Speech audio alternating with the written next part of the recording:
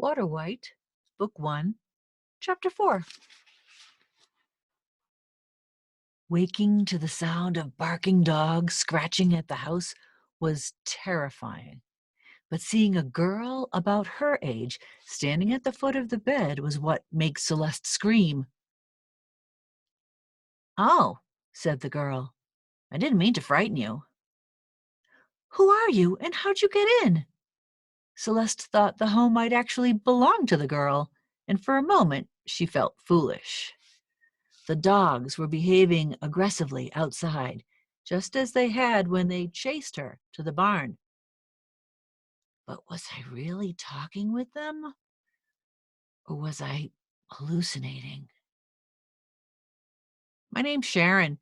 They sent me to bring you home. They're worried about you," she said. So it was not her home. "But I've never seen you before. How'd you get past the dogs?" Celeste's suspicion grew. "I'm a newcomer, and they told me all newcomers had to do chores. Mine was to find you," she explained. "And they told me about this nice house not too far away. Thank goodness the dogs were all sleeping when I arrived, and the door was unlocked. We'll have to find a way past them." It seemed to make sense to Celeste, who was questioning everything. She didn't recall any chores involving travel away from the home. While she had lived there, no one left the property. They went outside once each day into the expansive courtyard for casual exercise, a bit of sun, and an apple, but their life was one of isolation. "You're the first newcomer in at least a year," Celeste told the girl. "I didn't think there were any more of us. How'd you find the children's home? How'd you survive?" Sharon's expression hardened for a moment before tears rolled down her cheeks. She wept as she told the tale of living in a shelter with her dying parents. When their food stores ran low, her parents told her about the home, gave her what little was left to eat, and sent her on her way. They didn't want their little girl to see them perish. The barking escalated when Celeste moved toward the girl to comfort her, and she froze in place when the sound of one voice, Ranger's, rose above the din. "Do not touch her!" His voice thundered in her ears. Celeste pulled back. Sharon kept her arms extended expectantly and looked hurt when the hug didn't come. She can't hear Ranger. Celeste was certain her initial suspicion about the strange girl was justified, and the dogs were, in fact, there to protect her.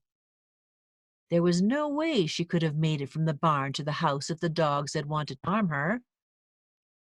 "Let's go, then," she told Sharon. "This place gives me the creeps," she added, attempting to play along with the girl.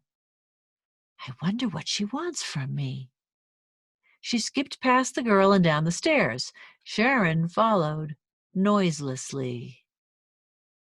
"Make them go away," Sharon demanded menacingly when they reached the front door. She no longer sounded like a sad little girl. The hairs on the back of Celeste's neck prickled again. Without a second thought, Celeste threw open the door and ran into the midst of the growling pack. When she turned back to the house, the girl was gone. "What the heck? Where'd she—" Celeste stammered, frantically looking around the property. "Not a she, a shifter," said Ranger, who was on high alert. "Must have followed you. We have failed you." Ranger and the others lay down around her, their eyes downcast. "Failed me? You've just saved me from, from whatever that thing was," said Celeste. "A shifter? What's a shifter?"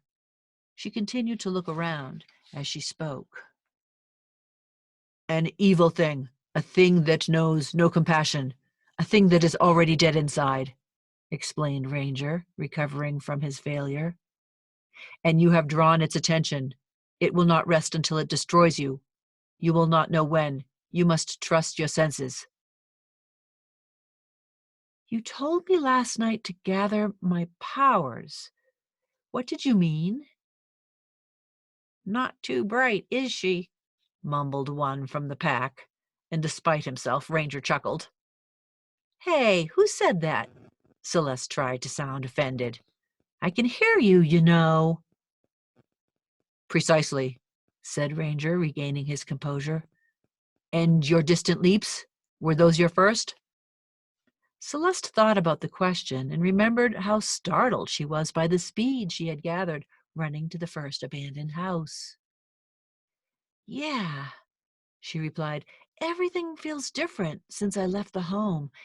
Maybe I should go back to the home. It was boring, but everything made sense there. No, Ranger barked, back on his feet. The shifter lies. You cannot go back. You have been told. Told? Are you talking about this ridiculous poem? Celeste pulled the diary from her bag. You were given a message, said Ranger. You must listen. But the message says I'll find my home, and it ends with a stupid kid's rhyme. What kind of message is that? Eenie, said Floyd, a fidgety boxer. Meanie, said Nemo, an old Akita. Miney, said Butch, a wiry greyhound. And Mo, said Rex, a floppy-eared beagle. They snickered together. Foolish cats, said Ranger. Celeste imagined what a beautiful German shepherd he must have been before the event. Well, those foolish cats warned me about danger, and then you guys almost ate me for dinner. We were not the danger, Ranger protested. Well, if you had not communicated with us, the cats must have sensed a closer danger, the shifter. So why can't I go back? She asked, feeling alone and confused despite her four-legged entourage. I wasn't in danger there. The home is dying, said Ranger. Go back and you will die too. Dying? How? Food is nearly gone, he explained. The apple tree is failing. You lived on food gathered after the event. Warehouses are empty. The remaining girls and boys in the homes will have nothing left soon. They will not survive long. But that's horrible. Wait, what boys? She had never considered why she lived with only girls. In the boys' home farther north. There are few left now. Most have departed. So where'd they go? And do they have powers like mine? We do not know, he answered. The one-eyed man told us to bring Celeste to the mountain. You must cross the big water. We can do no more. A one-eyed man? Who was he? What else did he tell you? Celeste wondered if the one-eyed man was the one who spoke with a French accent in her dream. He said no more, but vanished. They were birds. He was mysterious. Ranger looked perplexed when he recalled the memory. You must find the big water from the mountain. What's this big water you keep talking about? And what are we supposed to do when we get there? Celeste loved the ocean. She hoped the big water was as beautiful as it was at the beach she remembered from her childhood. Only you will go this time, he said. You must find answers to your questions. While they spoke, Sharon slithered back into an apple on the ground. One of the dogs would eat it soon.